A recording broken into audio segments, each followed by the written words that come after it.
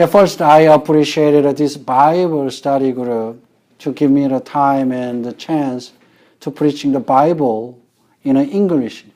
Actually, our church, Korean New Hope Baptist Church, doesn't have any English service, but this Bible study group to give me this opportunity to preach in English. I appreciate about it. There is one basketball player whose name is Curtis Johnson. He has a big body. His height of 7 feet and 8 inches, and his weight of 420 pounds. He's such a big and tall guy. But I don't know how much he played very well in his basketball career. But at least he was very interested in Korean summer game. We call it a sirum, which is a traditional sports game in Korea. So Curtis Johnson tried to participate in this summer game in Korea. But he never beat any of the Korean summer players. If I stand before the Curtis Johnson, maybe I am very afraid of him because he is very big and tall. So when I just look at the appearance of him. But Korean summer players is got a very comfortable and very confident because they have the player eyes. That is they consider how many skills Curtis Johnson has in this sport. That is we call player eyes. So after the summer players got some confidence, after they see them that Curtis Johnson doesn't have any skill about this sport, they don't have to worry about this big guy. It's like that. If we have any skill to defeat any opponent, we don't need to worry about. But if we don't have any skill against the opponent, we have to be afraid of him. Actually, God gave us 2 eyes. One is human eyes, another one is God's eyes. There is a lot of story in the Bible, especially I want to introduce one story is a talk about human's eyes and God's eyes. The story about the 12 spies. One day, Moses sent 12 spies to explore Canaan. After 40 days, they all come back, then report to Moses and the people. First, 10 spies reported negatively.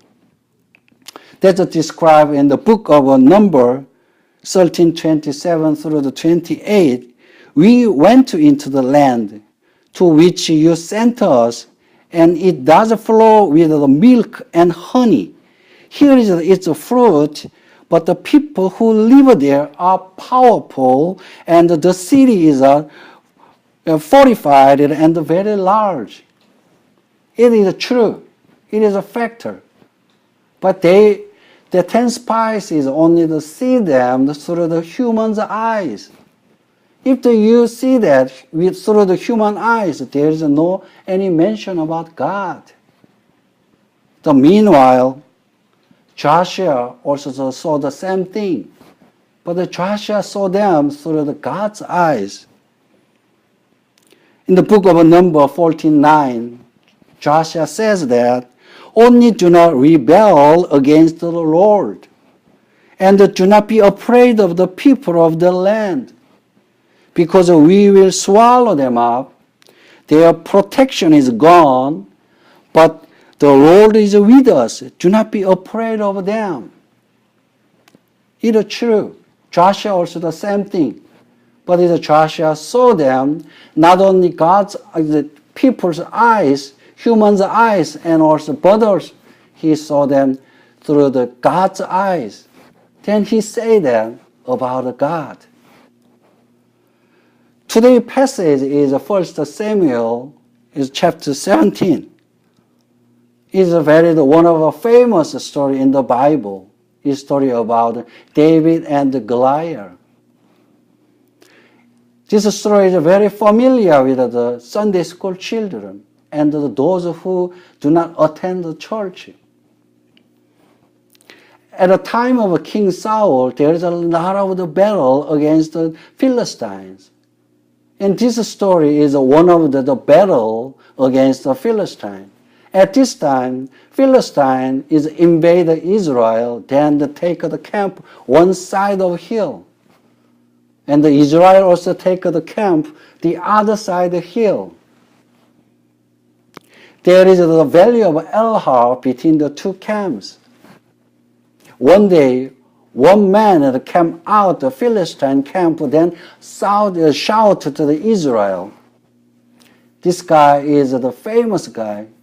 Philistine's warrior in the famous, his name is Goliath.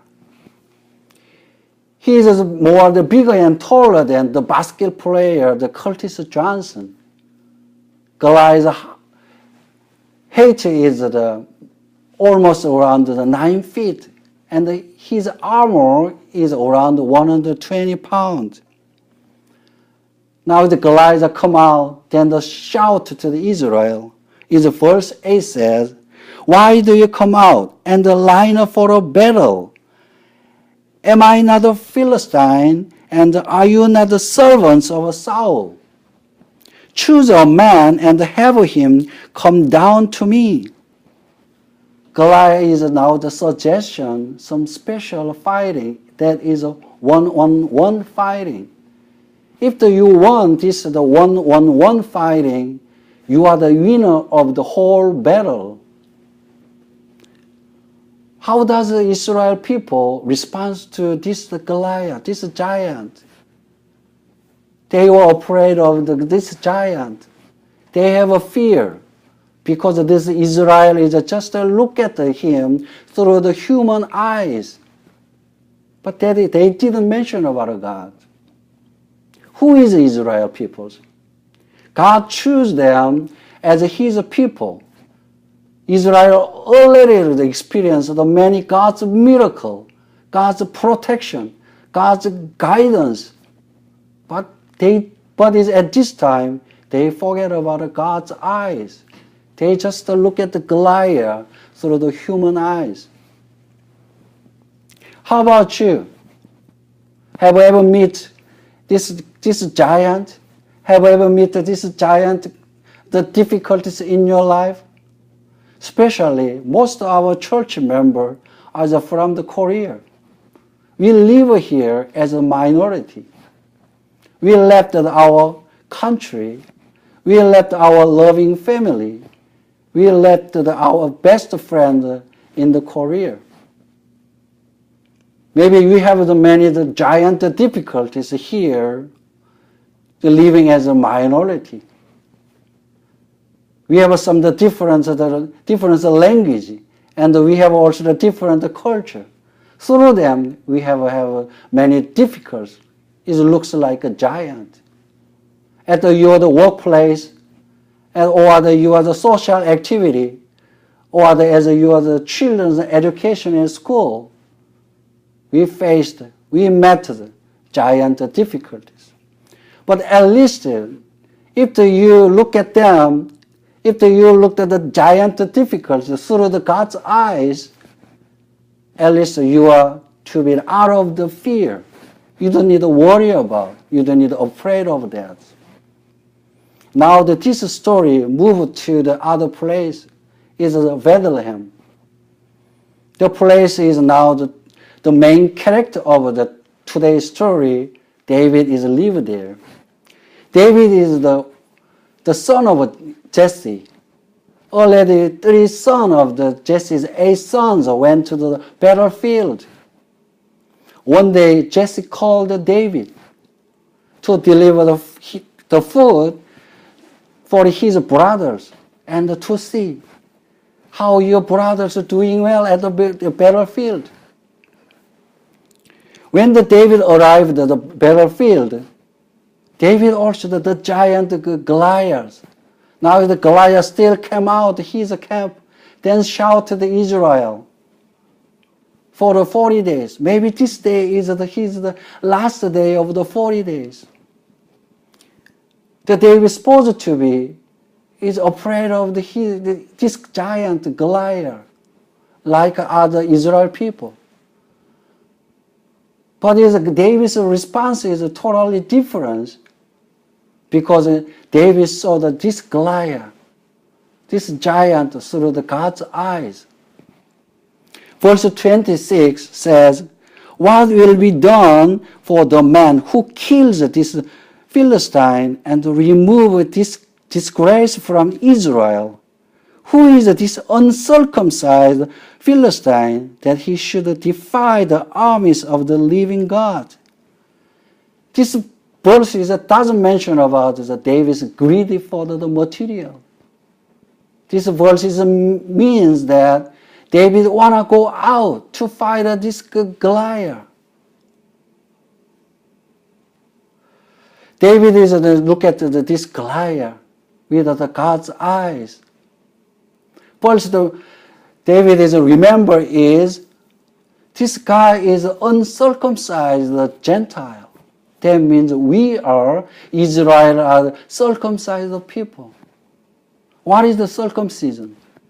Circumcision means that is the covenant relationship with God. That means that the Israel people belong to the God's people. God always with us. God always Israel people. God always protect with them. God always guide them. That's the covenant relationship. When God gave this circumcision covenant to Abraham, God said that, it's the Genesis 17:11, "You shall be circumcised in the flesh of your foreskins, and it shall be a sign of the covenant between me and you." It's right. Circumcision means there is some covenant relationship between God and Israel. 1 Samuel 12:20 also says that, "For the sake of this great name, that the Lord will not reject his people, because the Lord was pleased to make you his own." Now the Goliath insult the army of the Israel. That means that this insult means that Goliath insult also God. First things, when you face the giant difficulties, David remember first thing is he remembered the covenant relationship with God. He remembered we are God's people. That's what make David have to see the Goliath through the God's eyes. We also got the circumcisions. We got the circumcision of the heart through the Jesus Christ, who died on a cross to save us from our sin. Jesus Christ lead us to the God. So we also got the circumcisions of the heart. That means we have the covenant relationship with God. We are now God's people. Especially, God called us, "You are my children." Now we have the relationship. It's like David. We also have to remember the covenant relationship with God. Remember, we are the children of God. That's what we have to remember when we face the giant difficulties.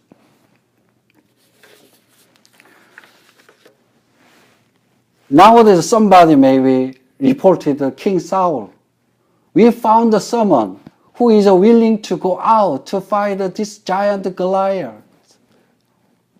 Maybe the King Saul wanna see him. Who is it? Maybe he expected. Maybe this is a warrior. Maybe this is tall and big. But what the King Saul saw that David is a little boy, the small.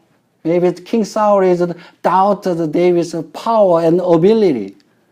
In verse 33, King Saul said that, you are not able to go out against these Philistines and fight him. You are only a boy, and you has been a fighting man from his youth.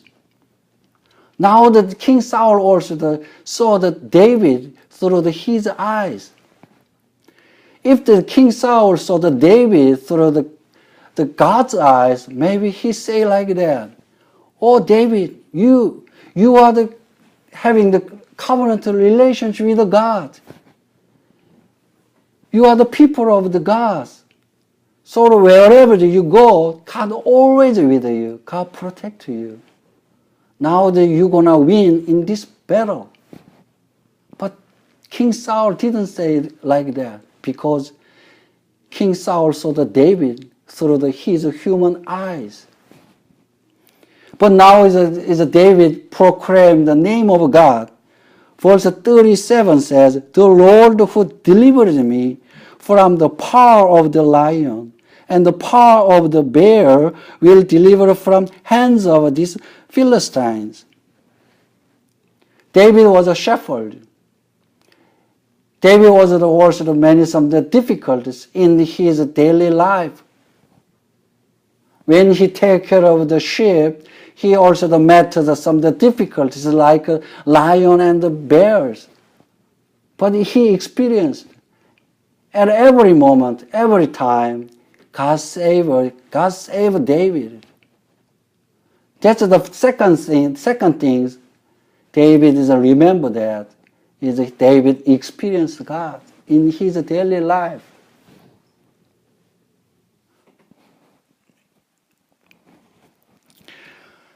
I think we also have a lot of the God's experience in our life.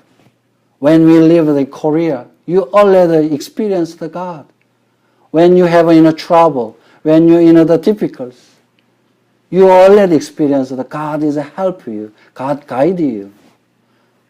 The God also in the Korea, when you lived there, but the God also now in here, God will protect you. Now the second thing we have to remember is experience God. That is open the eyes, God's eyes. Whenever you face the giant difficulties, we can see that through the God's eyes. Now is the time David go out to fight the Goliath. Now it's just David is go to the brook and just pick up the smooth 5 stones. He tried also to put on the King Saul's armor, but it's not fit on because he not used to it. To pick up the 5 stones, that is not just a stone, is the experience God. Through the use of that stones, David is experienced God. Whenever in trouble, that is God. David is experienced God by using the stones. If David also looked at the Goliath through his eyes, maybe he tried to put on the King Saul's armor, but he didn't do that. He just picked up the stones. God is his strongest weapon. God is his powerful weapon in this battle. God also gives us the strongest weapon in our life, especially when we face in giant difficulties.